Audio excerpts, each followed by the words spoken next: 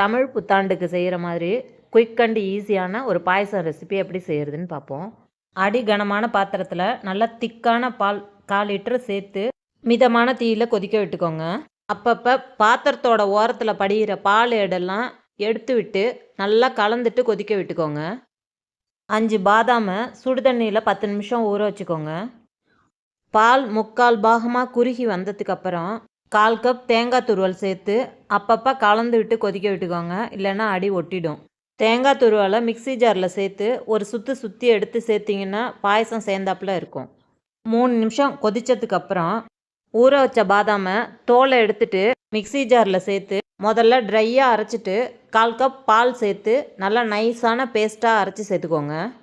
பால் கெட்டியாகி sauce பதம் வந்ததுக்கப்புறம் 3 table spoon sugar சேர்த்து கரைஞ்சதுக்கப்புறம் அடுப்பை நிறுத்திட்டு 1/4 டீஸ்பூன் ஏலக்காய் பொடி, 1/2 டீஸ்பூன் நெய்யில் ட்ரை ஃப்ரூட்ஸ் அண்ட் நட்ஸு வறுத்து சேர்த்து கலந்தீங்கன்னா டேஸ்ட் அண்ட் ஃப்ளேவர்ஃபுல்லான தேங்காய் பூ பாயசம் ரெடி.